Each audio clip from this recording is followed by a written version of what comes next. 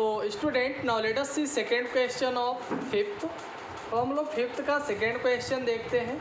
First और second में difference है। क्या डिफरेंस है? यहाँ पे देखिए 4 टर्म्स दिए थे। हाँ, यहाँ पे जो हमने दो दो का ग्रुप बनाया तो आपको इजी वे में कॉमन मिल गया। हाँ, और आपने इजी वे में इसका फैक्टराइजेशन कर लिया, ये आ गया।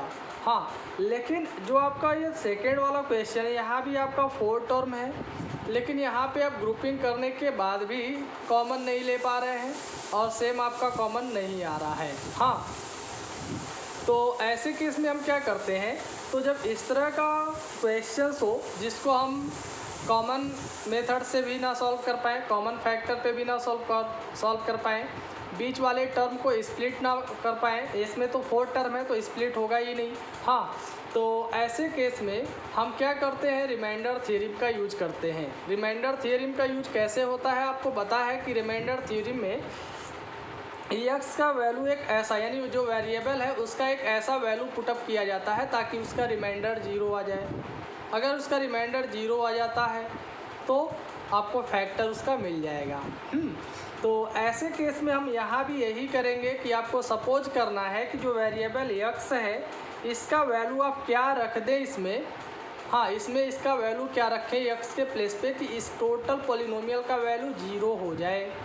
हाँ, तो एक्स का वैल्यू हम क्या रख सकते हैं, 1, -1, 2, -2, 3, -3, 4, -4 एंड सो ऑन।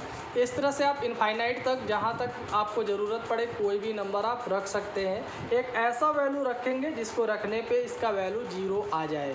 हाँ, तो पहले हम लोग क्या रखते हैं, 1 रखते हैं। मान लीजिए हम लोग एक्स के प्लेस पे क्या रख देते हैं, 1। तो P ऑफ 1 अगर रख करके हम सॉल्व करें तो 1 का क्यूब -3 इंटू 1 का स्क्वायर -9 इंटू 1 -5। तो 1 का क्यूब 1 -1 का स्क्वायर करेंगे 1, 3 जा 3, -3 -9 -5। अब ये देखिए 1 आपका पॉजिटिव है, बाकी सभी नेगेटिव है, तो नेगेटिव को आप ऐड कर लेंगे तो 9 और 3 12, 12 और 5 17, यानी -17 से 1 निकलेगा तो -16 आ गया।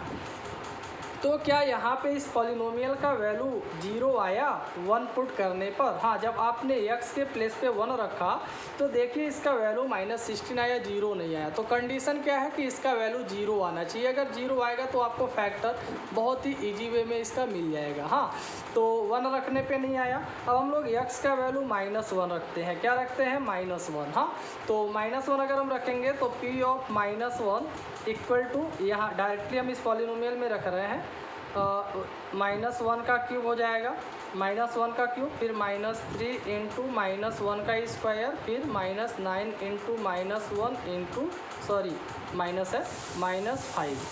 हाँ, -5। तो अब देख लीजिए कितना आएगा, -1 का क्यूब करेंगे -1 आएगा, ये प्लस हो जाएगा +1 और इसका मल्टीप्लाई इसमें होगा तो -3, और ये माइनस का मल्टीप्लाई होगा तो प्लस 9 1 जा 9 आ गया, और ये -5। हाँ, अब -1 -3 -5 ये तीनों नेगेटिव है तो नेगेटिव को आपस में ऐड कर लेंगे तो ये आ जाएगा -9 और ये +9।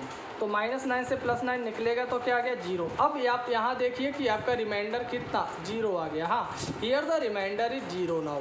अब आपका जब रिमाइंडर यहाँ 0 आया तो अब आप समझ लीजिए कि आपको इसका फैक्टर मिल गया। अब आपने जब x इक्वल टू क्या पुट किया, -1, तो रिमाइंडर इसका 0 आया।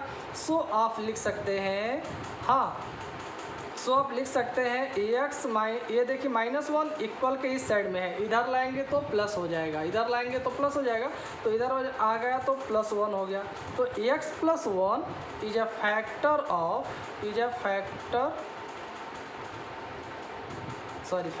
ऑफ जो दिया पॉलिनोमियल है, क्या है, x³ -3x² -9x -5, यानी इस पॉलिनोमियल का यह एक फैक्टर हमको मिल गया। आया समझ में? इस पॉलिनोमियल का x³ -3x² -9x -5 का हमें एक फैक्टर मिल गया x + 1।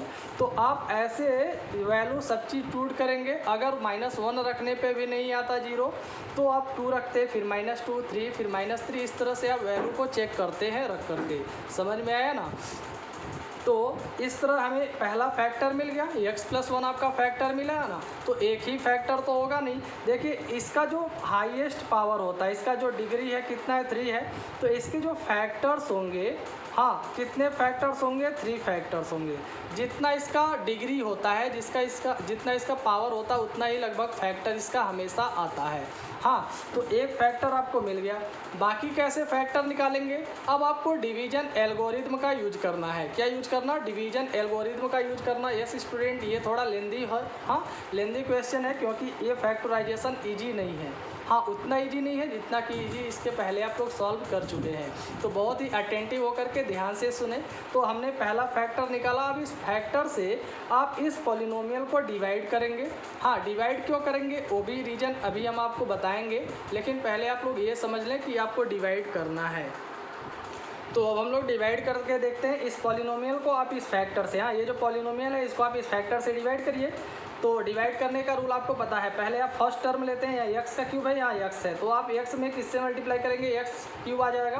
क्लियर है कि x स्क्वायर से, तो x स्क्वायर का x में मल्टीप्लाई कर लेंगे, x क्यूब, फिर ये आ जाएगा प्लस x स्क्वायर। हाँ, अब आप साइन को चेंज करते हैं, यहाँ प्लस है तो माइनस, प्लस है तो माइनस, ये आपका कैंसिल हो गया। ये -3x स्क्वायर और ये -1x स्क्वायर। हाँ, तो ये आ जाएगा -4x स्क्वायर। तो अब इसके साथ नेक्स्ट टर्म ले लेंगे, -9 और -5। तो अब यहाँ का आपका पहला टर्म आया -4x स्क्वायर, तो यहाँ माइनस है तो यहाँ भी साइन आपका माइनस आएगा। तो 4 है यहाँ पे, तो आपका यहाँ पहला टर्म x है, तो x में किससे मल्टीप्लाई कर देंगे कि 4x स्क्वायर आ जाएगा। तो क्लियर है कि 4x से, तो 4 बन जा 4, ये -4 हो जाएगा, और x का मल्टीप्लाई होगा तो x स्क्वायर। हाँ, ये माइनस है, ये प्लस है, तो प्लस माइनस का मल्टीप्लाई करने पे माइनस ही आएगा, ये हमेशा ध्यान में रहे। हाँ, माइनस का भी मल्टीप्लाई साथ साथ होता है। तो माइनस का मल्टीप्लाई यहाँ प्लस में होगा तो माइनस हो गया, 4 बन जा 4x, फिर साइन चेंज हो गया, यहाँ माइनस है प्लस, माइनस है तो प्लस, ये कैंसिल हो गया। ये -9x से +4x निकलेगा तो -5x बच गया, और ये -5 नेक्स्ट टर्म यहाँ पे हम लिख देंगे। हाँ, अब ये देखिए यहाँ माइनस है तो आप यहाँ माइनस का साइन लीजिए। हाँ, तो अब यहाँ x+1 है ही, तो अगर आप 5 से मल्टीप्लाई कर देते -5 से, तो -5 का x में मल्टीप्लाई होगा तो -5x आ गया, और माइनस का +1 में होगा तो -5 बन जा 5 आ गया। अब साइन चेंज कर लेंगे, प्लस, यहाँ भी प्लस, ये भी कैंसिल, ये भी कैंसिल, यानी आपका रिमाइंडर अब 0 आ गया। रिमाइंडर क्या आ गया, 0 आ गया।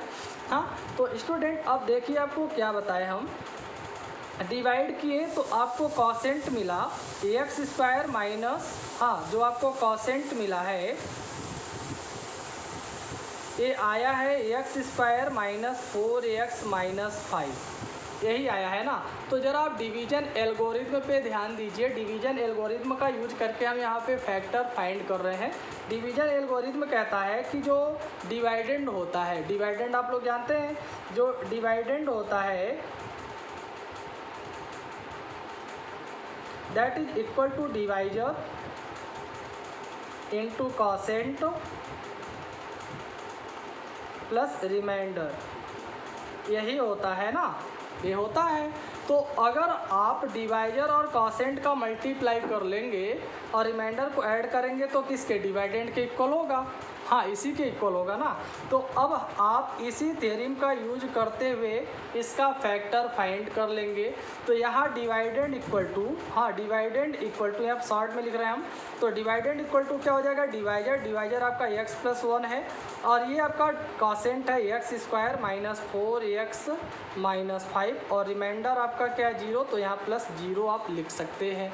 समझ में आ रहा है। तो इस तरह से ये x+1 आपका फैक्टर के रूप में पहले से है। अब ये ज़रा देखिए, x स्क्वायर -4x -5, इसमें 3 टर्म्स हो गए, और यहाँ स्क्वायर या जो डिग्री है वो 2 है। तो इसका मतलब ये क्वाड्रेटिक ट्राइनोमियल का जो हमने फार्मूला आपको बताया था फैक्टराइज करने का, बीच वाले टर्म को हम स्प्लिट कर देते हैं, तो उसी पे आप सॉल्व करिए। तो ये 5 बन जा 5 आ जाएगा। तो 5 का हमें 2 फैक्टर करना कि बीच वाला नंबर आ जाए।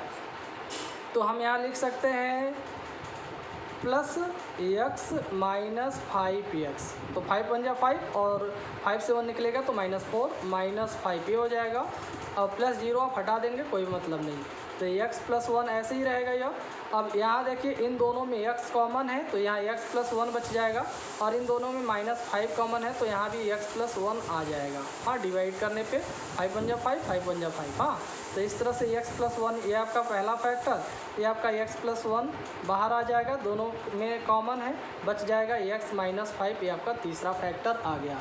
तो in this way x plus one और x minus 5 these are the 3 factors of this polynomial या गिवन पॉलिनोमियल। हाँ, या फिर आप इस पॉलिनोमियल का कह सकते हैं इसके 3 फैक्टर्स आ गए, यही आपका आंसर होगा। तो स्टूडेंट ये क्वेश्चन थोड़ा लेंदी है, आपको सभी क्वेश्चन ऐसे ही सॉल्व करना है। लेंदी भले ही है लेकिन है बहुत ही इजी। पहले हमने आपको बताया था, क्या बताया था कि इस तरह से आप x का कोई ऐसा वैल्यू यहाँ पुटअप करेंगे कि ये रखने के बाद इसका वैल्यू या रिमाइंडर 0 आ जाए। जब रिमाइंडर 0 आएगा तो आप उसी के द्वारा इसका फैक्टर फाइंड कर लेंगे लाइक दिस।